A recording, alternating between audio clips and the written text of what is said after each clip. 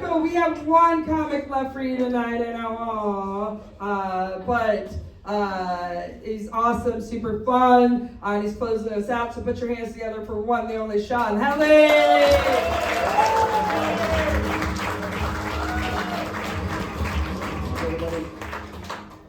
Let's hear it for the dance. Yeah. Kind of a confusing way to pile all of them up there. Dan. I am Sean, and I shouldn't start like this, but I'm gonna confess I'm a little confused. I can't tell if this is the actual show or just the nightmare I've been having since January. Is this real? You're here. Okay, that's what you say in the nightmare too. I am wearing pants though, so I'm going to assume that this is the real thing and just proceed. If that sounds like the right course. Social media didn't exist when I was growing up, so we needed a different way of nudging certain kids towards suicide. Hard times. The solution came from America's unfailing source of good ideas, the White House.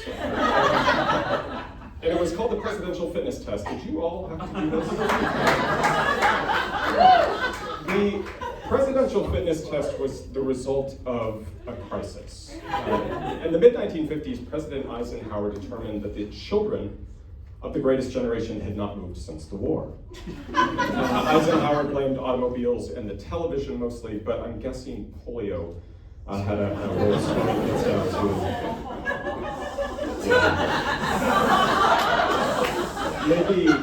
Maybe don't laugh at that, it's coming back. Eisenhower responded to the crisis by tapping the nation's foremost expert on physical and presidential fitness, who was Richard Milhous Nixon. And Nixon proceeded to ruin childhood for pretty much everybody. When I did the presidential fitness test, this was during the Clinton administration, it subjected children to 5 different trials. There were 2 runs, the mile and the shuttle. There were 2 ups, the sit and the pull. And there was also the sit and reach, which was really an early form of waterboarding. I would have preferred the pillory to any of these events. I now look like the vegan I am, but I grew up...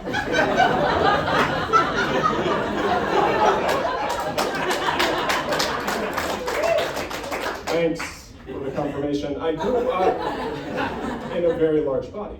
I was the first child in my grade school class to develop breasts. Something that should have been more celebrated. By the time I made it to junior high school, my body was influencing the tides. And so the presidential fitness test went for me exactly as you would expect. I could not run, I could not reach, I could not up. And my classmates, unsurprisingly, they mocked me mercilessly. More surprising, my gym teacher joined them in the sport, who had dedicated his career to the well-being of children. Whenever I would finish an event, my gym teacher would announce my number or my time with this palpable, sneering condescension. And when I could not do a pull-up, he announced to everyone that I was a member of the Cheerio Club. Thank you. For those of you who didn't get my gym teacher's very good joke, a Cheerio is a 0, which is the number of pull-ups I'd done, and they were also something I was eating too much of, so it was really quite a good burn.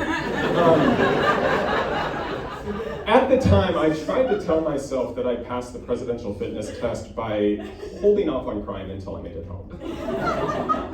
But I recently realized that I'd actually crushed it in every event because I was doing something different and so much harder than all of my classmates.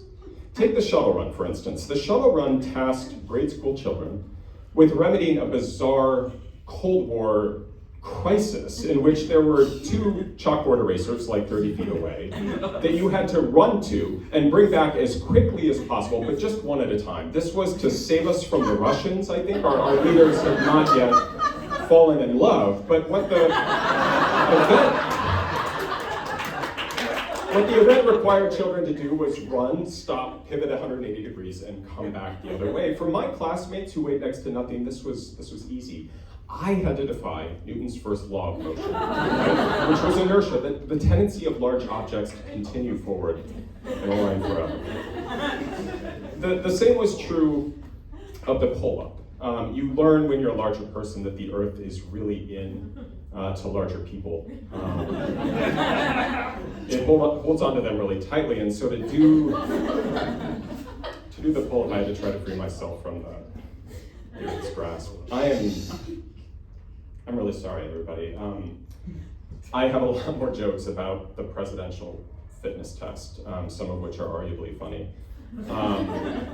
But I also, this feels not right. We are suddenly living in a deeply dark moment. And just standing here trying to make jokes, it feels not right. And there's something I've been struggling with actually in the past week. If it's okay, I'd like to use our last minute or so together just to share this with you so that it's at least been said. Is that okay? Yeah. Thank you, you're lovely. It has been so cold in Chicago this month, so brutally cold. And last week I had to walk to this theater from my apartment, and as I was walking, I noticed a man sitting on the sidewalk, sitting on the ice that had covered the sidewalk. He had wrapped himself in fabric of every kind and color, and as I approached, his hand emerged with a cup in it. I felt that urge to look away, but our eyes found each other, and when they did, he shook his cup and he said to me insistently, "Please help the homeless, please help the homeless."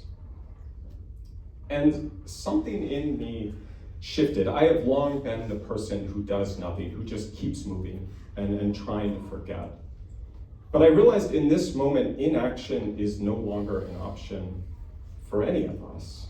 I realized that I had to step up and step in. And so I stopped. I stammered a bit. And I said to him, "You're not homeless, sir. You're unhoused."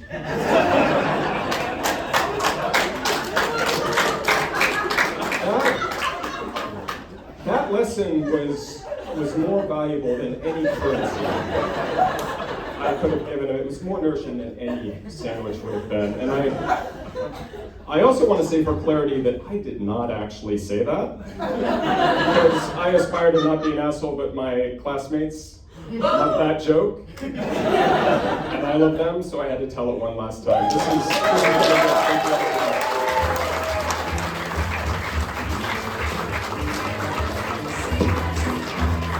Let's keep that applause going for all my comics. Please come back another stage.